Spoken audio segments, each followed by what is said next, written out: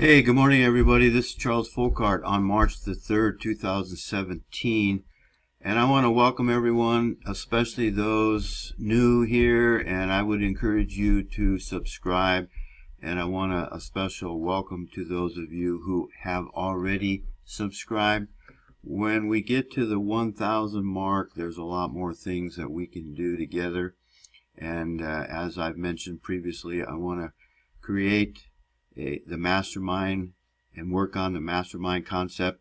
I haven't got a lot of interest yet because a lot of people aren't used to that concept, I guess. I don't know. I don't know why there's not more interest, but I'm going to keep trying. Excuse me. I've been reading this book, Alone, by Richard Byrd. I spent the evening last night looking through this book. And it got my interest up. I wanted to get a little more background. So I came here this morning. I was reading through Marie Byrd Land. It's on the Ross Ice Shelf. And I was reading through this, and I came across this right here, the Rockefeller Plateau. And so that caught my interest. For those of you with eyes to see and ears to hear, you'll know why. But before we go to find out a little more about the Rockefeller Plateau, let's go look at Little America, shall we? So they set up their main camp at Little America, they call it the principal American base in Antarctica, lying on the northeastern edge of Ross Ice Shelf. It was first set up in 1928 as a headquarters for the polar explorations of Richard Byrd. And it was from there that he went on to set up his little camp, and that's what this book is about. He spent several months alone in this camp in the winter, from about March through whatever 5 months is. He was there in Antarctica alone, and that's what this book is about. So far, it's been an interesting read. Let's go on now. I want to show you a little bit about the Rockefeller Plateau. Okay, we're at Wikipedia. Rockefeller Plateau, you can see here, is the portion of the interior ice plateau of the Marie Byrd Land.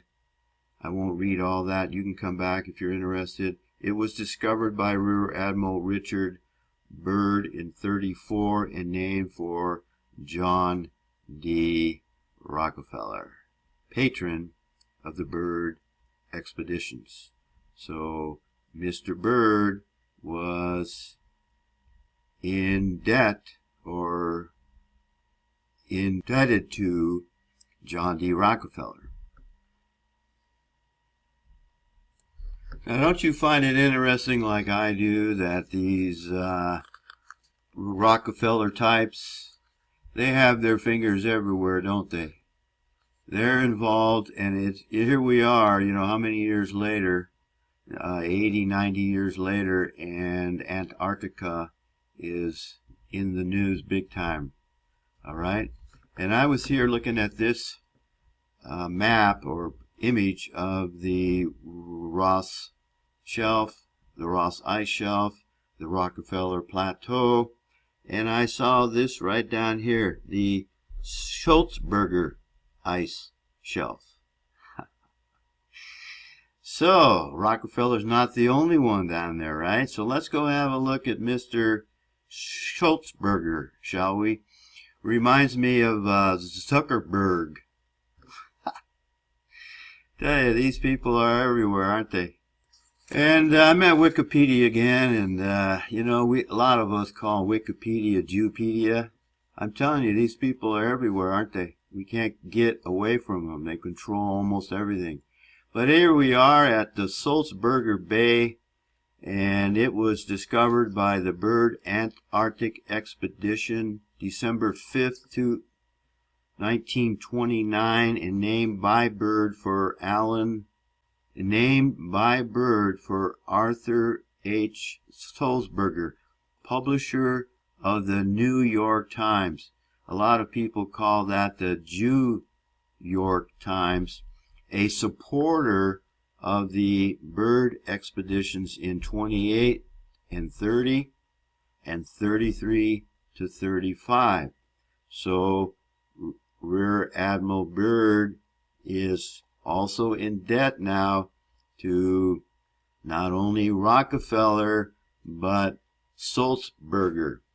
So we have the Sulzberger Bay, the Sulzberger Ice Shelf, and the Sulzberger Basin.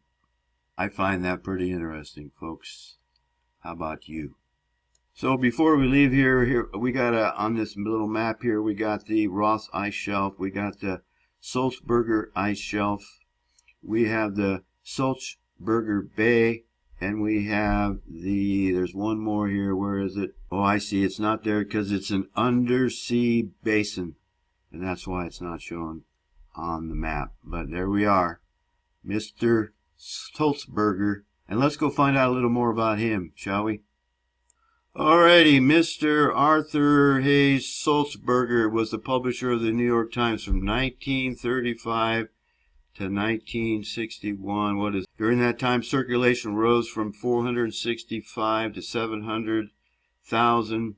And here's the key here, reaching $717 million, the gross income. So he had an access to a lot of money. He was able to finance Richard Byrd. So he was in on all the inside information, I guarantee you, as to what was going on down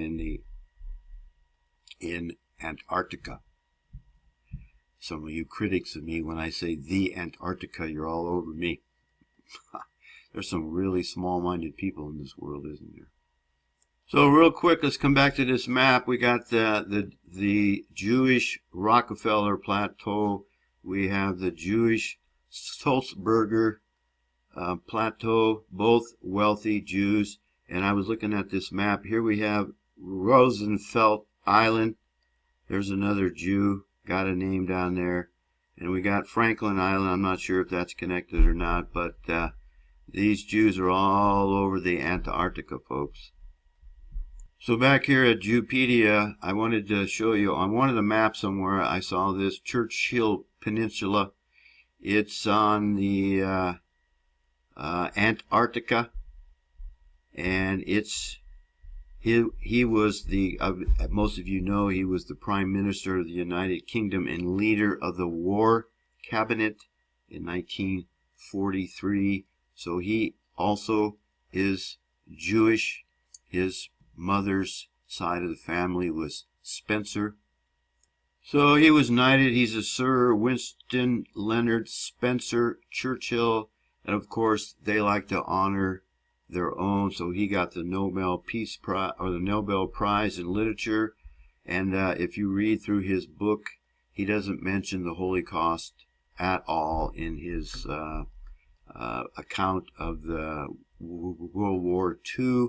And let's real quick go look at the last name just to make sure that you got all the facts. So the Spencer family is one of Britain's preeminent aristocratic families.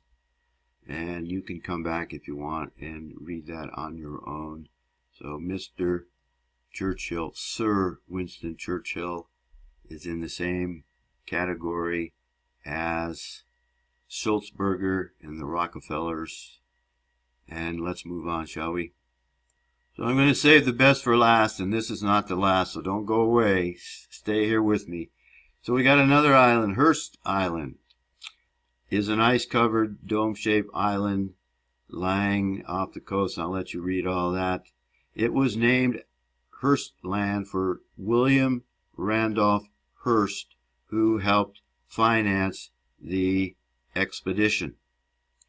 And so he also is involved down in Antarctica. He owned the newspapers, and let's go have a look at that real quick. So he controlled the newspapers. He was known for his flamboyant methods of yellow journalism. He liked to do fake news, folks. That's what is basically his He had lurid stories featuring crime, corruption, graphics, sex, and innuendo. So he became very wealthy. He was on the West Coast in San Francisco. There's a Hearst Castle, which I've been to, somewhere between San Francisco and Santa Barbara. I can't remember exactly, but it's a really nice place. I've been there. So these people like to control the information that all of us get, just like they do here at Jewpedia. And it never ends, does it? And like I said, I was saving the best for the last. And here we have Rothschild Island. And this island, it's in the Antarctica. You can see here the island was sighted from a distance by French Antarctic expedition 1908-1910. So Rothschild was pretty involved in the Antarctic pretty much before anyone else. Yeah, it's pretty. So he got this island named after him, and you can read the rest of this. And there was some dispute, blah blah blah. But so Rothschild has his name in Antarctica also. So I hope this was beneficial. Thank you for watching. Please consider subscribing. And remember to embrace the love of the truth. For by loving the truth, embracing a love for wanting to know the truth, will keep us from being, or help keep us from being deceived. And may the grace of God, our Father, the Creator of Antarctica, be with us all, for we certainly need it. See ya.